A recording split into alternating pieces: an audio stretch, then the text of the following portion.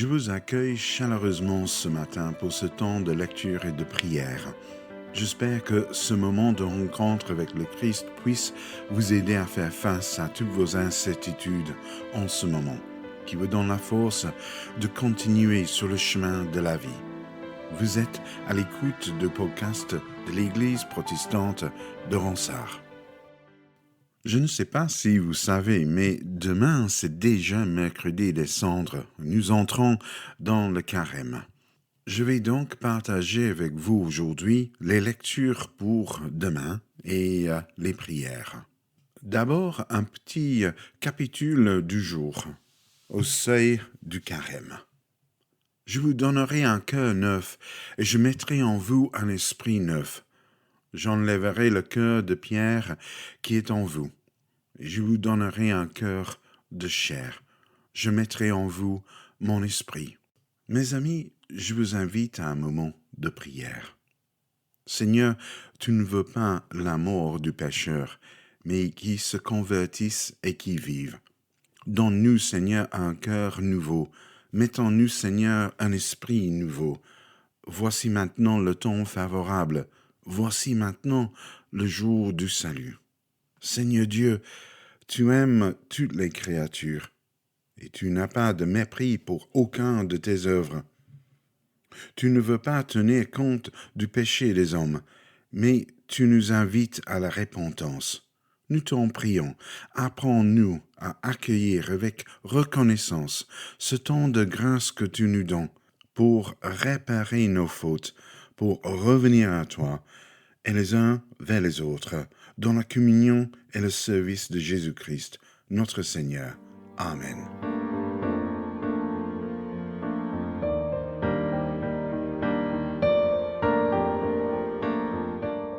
J'aimerais d'abord partager avec vous le psaume pour ce mercredi du cendre. Donc c'est le psaume 130. Du fond du gouffre, je fais appel à toi, Éternel. Seigneur, écoute-moi, que tes oreilles soient attentives à mes supplications. Si tu tenais compte de nos fautes, Éternel, Seigneur, qui pourrait subsister? Mais le pardon se trouve auprès de toi, afin qu'on te craigne. J'espère en l'Éternel de toute mon âme, et je m'attends à sa promesse. Je compte sur le Seigneur, plus que les gardes n'attendent le matin. Oui, plus que les gardes n'attendent le matin.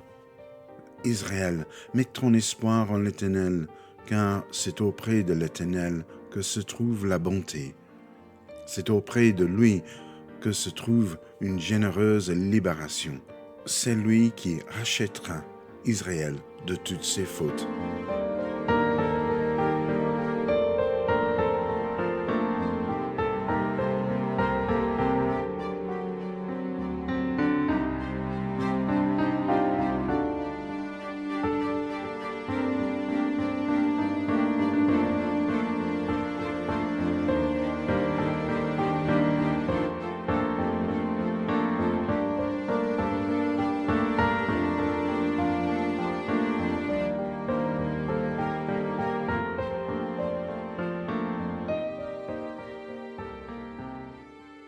Au début de ce carême, notre première lecture, c'est de l'Évangile de Matthieu, chapitre 6. Nous allons lire du verset 1 à 6 et puis du verset 16 au 21.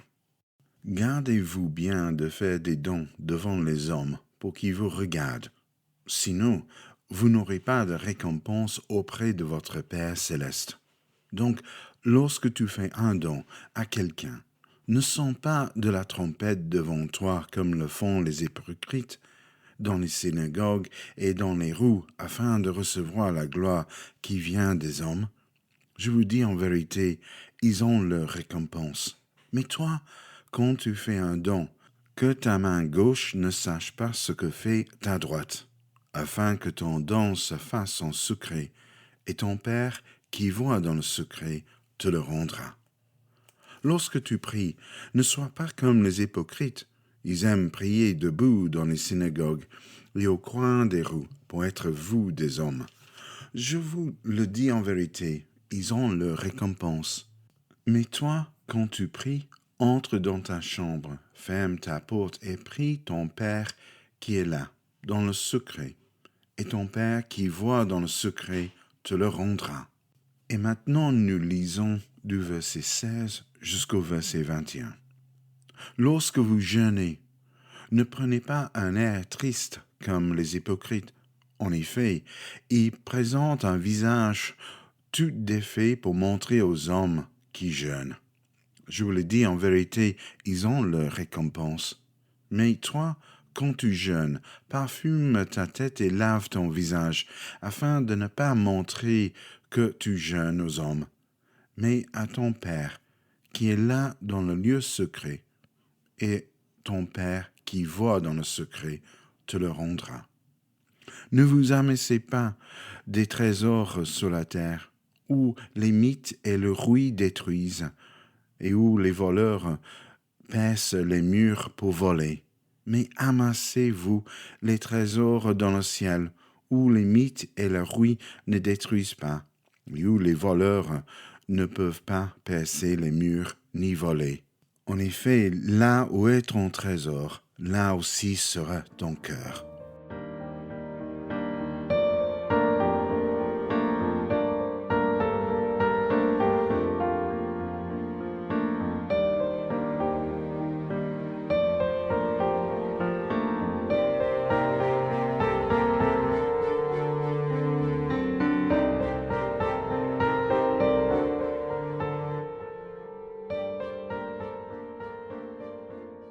Mes amis, dans ce moment de notre histoire en Europe, qui est si troublant, et au début de cette période de carême, Jésus nous exhorte à donner de nous-mêmes, à prier et à jeûner.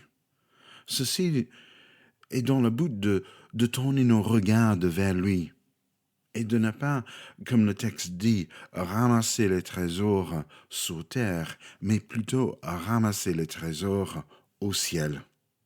Il nous invite de tout faire dans le secret de nos cœurs. En effet, ce sont des actions d'une vie qui est centrée sur le Christ. Toutes ces actions de faire ces choses et puis les faire en secret, en fait, ce sont des choses produites par une vie centrée sur le Christ. En effet, c'est celui qui sait où se trouve son trésor. Et il sait là où est le trésor. Là est son cœur. Son plaisir se trouve en Christ et en Christ seul. Alors, mes amis, pendant cette période troublante, je vous invite à prier surtout pour la guerre en Ukraine, bien sûr. Et aussi, maintenant que nous entrons demain dans le carême, que cette période soit un temps de prière et de supplication pour notre monde.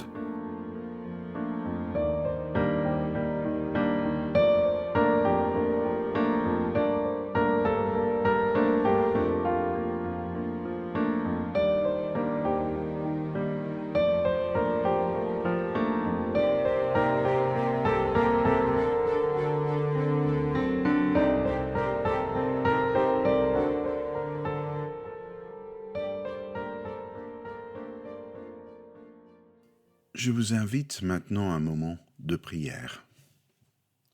Aujourd'hui, nous prions pour tous les chrétiens, afin que l'amour de Christ les inspire en parole et en acte.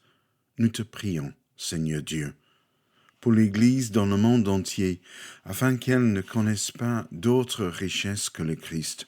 Nous te prions, Seigneur Dieu, pour tous les peuples du monde, afin qu'ils soient libérés de la peur, de la violence et de la guerre. Nous prions surtout pour les Ukrainiens en ce moment et une fin à cette guerre stupide. Nous te prions, Seigneur Dieu, pour les populations qui souffrent de la faim, afin qu'une juste répartition des biens leur assure la nourriture nécessaire. Nous te prions, Seigneur Dieu, pour les éprouvés et les affligés, afin qu'ils trouvent sur le chemin des frères qui les comprennent et les aident. Nous te prions, Seigneur Dieu, pour ceux qui se débattent dans les difficultés conjugales ou professionnelles, afin qu'ils ne se laissent pas abattre, mais qui trouvent la force de surmonter courageusement l'épreuve.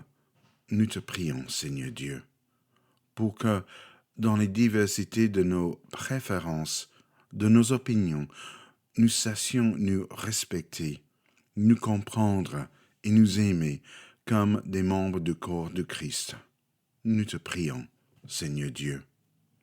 Dieu, notre Père, ton Fils, nous a promis que lorsque nous serions assemblés en son nom, il sera parmi nous pour accueillir nos requêtes. Exauce maintenant dans ton amour et dans ta sagesse les prières que nous t'avons présentées, en nous accordant le don essentiel de te connaître, toi, le seul vrai Dieu.